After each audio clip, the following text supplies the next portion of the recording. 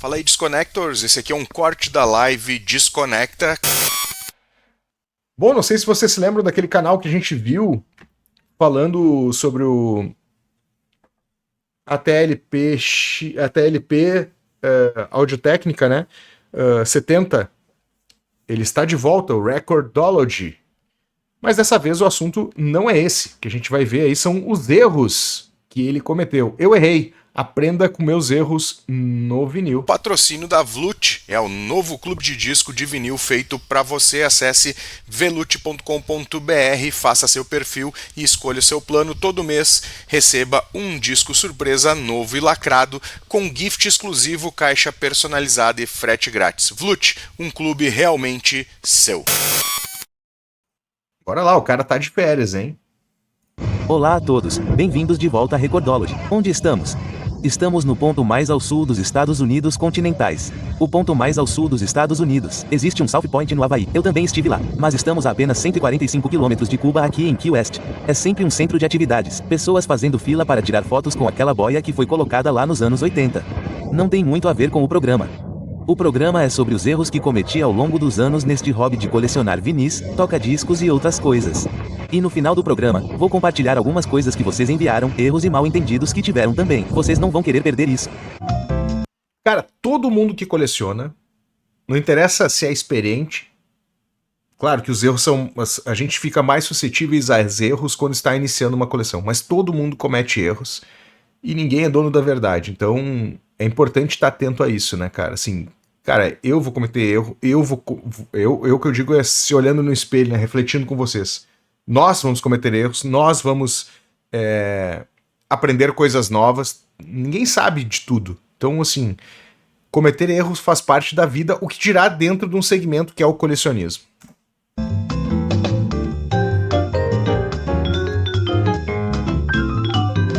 Recordology, segue o cara lá.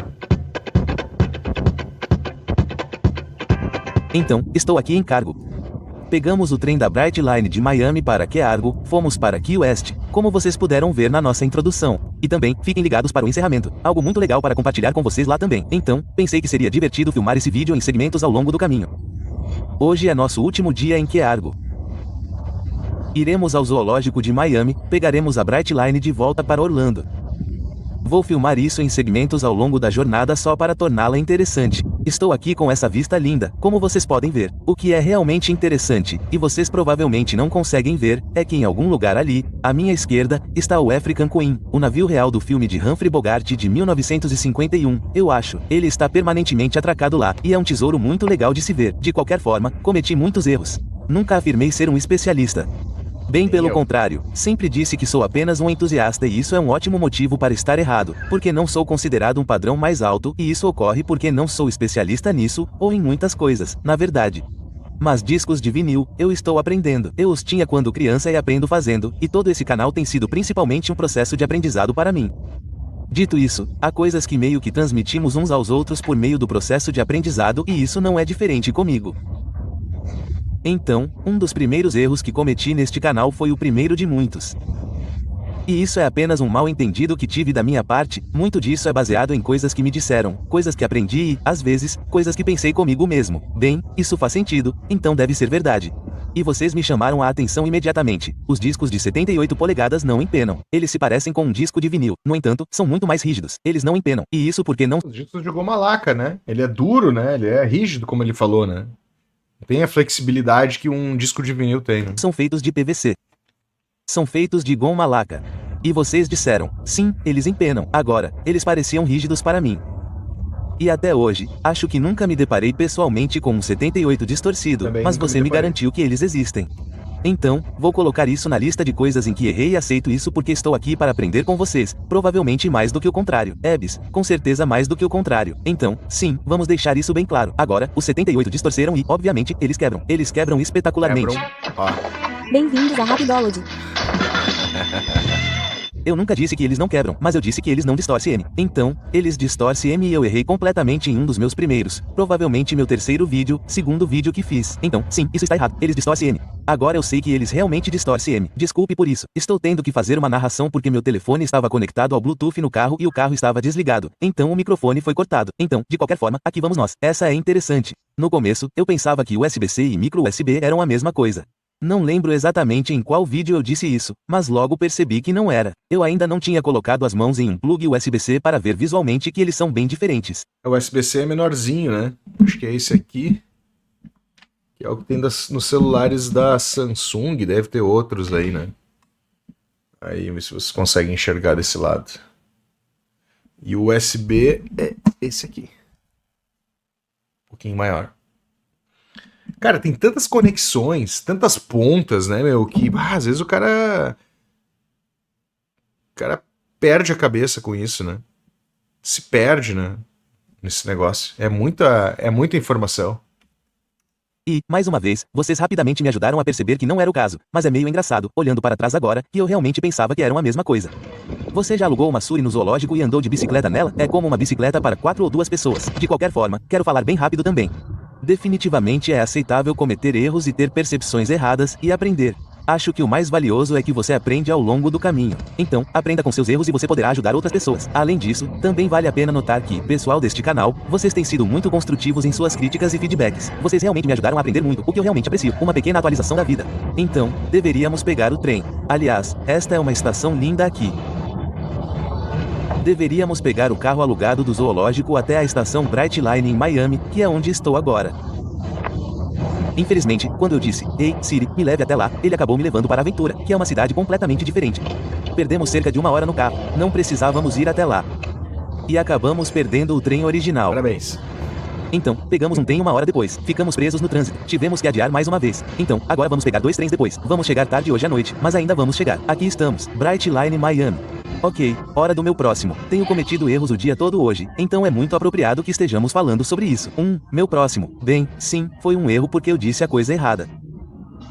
Então, eu disse em algum momento do programa que a razão pela qual o anti-skate existia era para superar alguma força centrífuga que puxava o braço para fora enquanto o disco girava. Mais ou menos como se você estivesse em um brinquedo giratório, como ele te arremessaria em direção à borda externa. Minha cabeça ficou muito perto da câmera durante todo o vídeo. E, se vocês estiverem assistindo em TVs grandes, peço desculpas. Como uma cabeça de 1 metro na sua sala de estar. Ninguém precisa disso. De qualquer forma. Então pensei, bem, é o disco girando que arremessa o braço para a borda externa e que o anti-skate está superando isso. É o oposto. Descobri que é o oposto. Na verdade, o que está acontecendo é que o braço está sendo puxado para dentro enquanto o disco gira. E o anti-skate está empurrando o braço para trás para compensar isso e neutralizar o braço, o cartucho e a agulha na ranhura para que não seja puxado para dentro.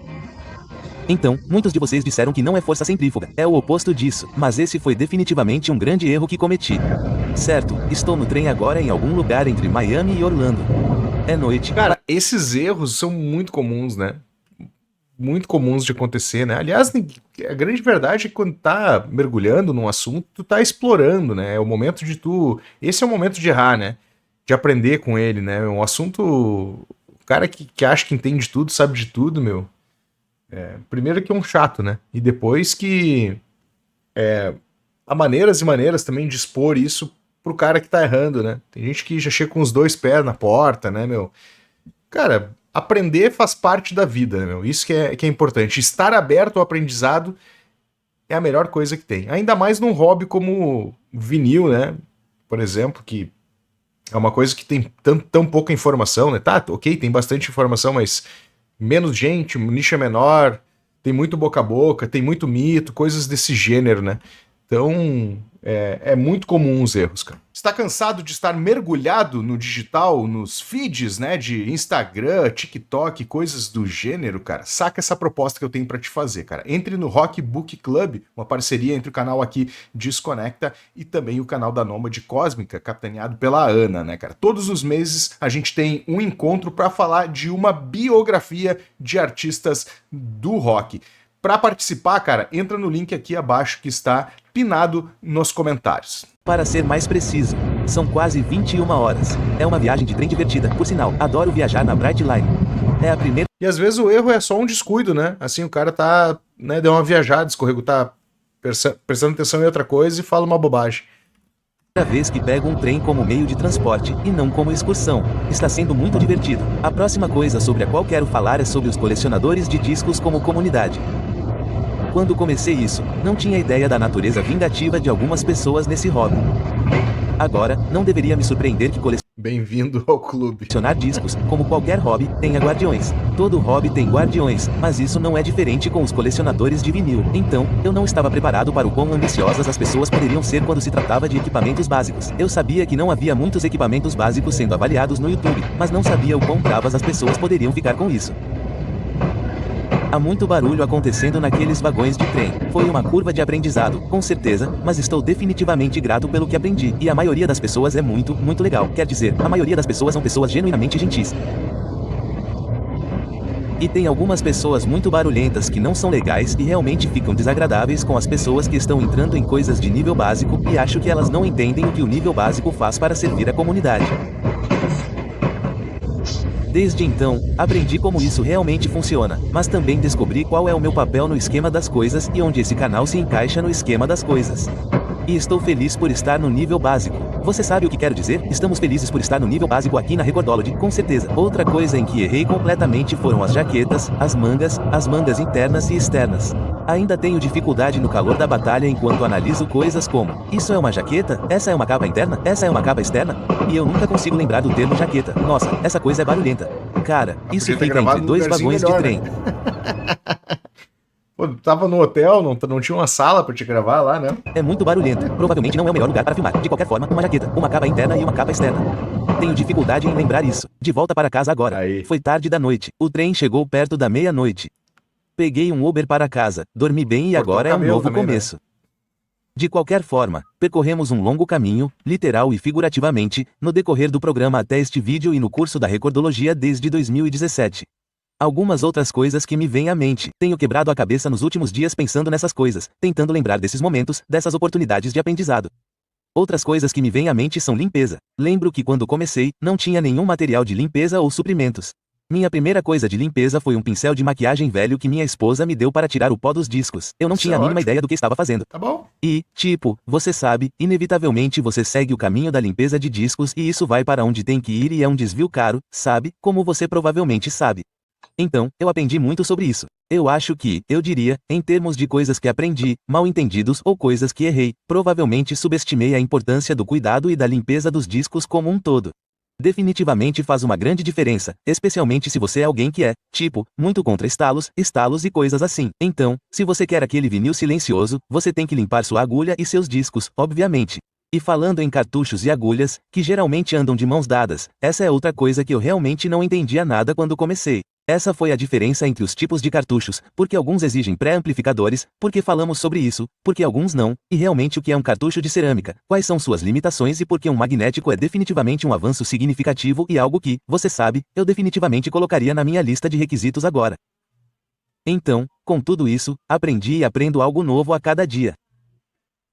Estou tentando melhorar. Estou tentando melhorar meu entendimento a cada dia.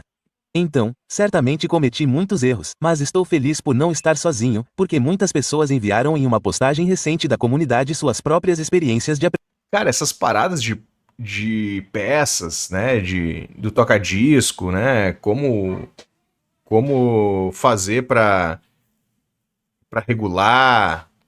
Cara, sempre é confuso, entendeu? Quando tu vai fazer, quando tu precisa do momento, tu vai lá e busca a informação e tu tem a informação, né, cara? Não dá pra ficar...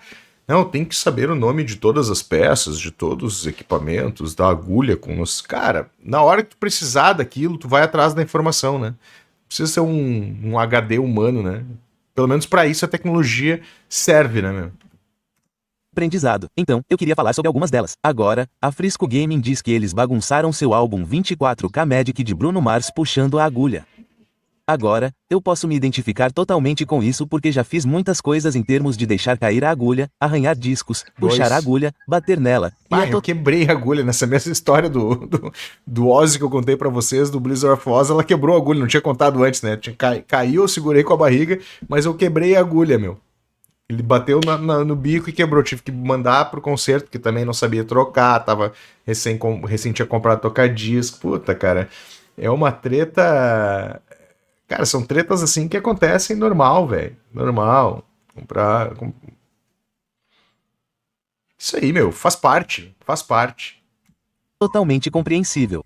Acho que todo mundo faz isso, admita ou não. Mas logo você aprende o quão importante é controlar as coisas com muito cuidado, da melhor forma possível. E o próximo comentário vem de Monkey Tennis, que diz: no começo eu não entendi a diferença entre colecionar discos e espaço disponível. Mesmo agora tenho dificuldade em entender como a falta de espaço Quando o cara tem 1 ou 2 discos, o cara não tem noção do que é faltar espaço. deve limitar o acúmulo de mídia. Basicamente, isso consome muito espaço e é difícil planejar suas compras ou limitá-las com base no espaço disponível, mas é algo que eventualmente você vai enfrentar. E essa é uma lição que também aprendi: não tenho espaço indefinido, então, não posso simplesmente comprar todos os discos que existem, por mais que eu queira.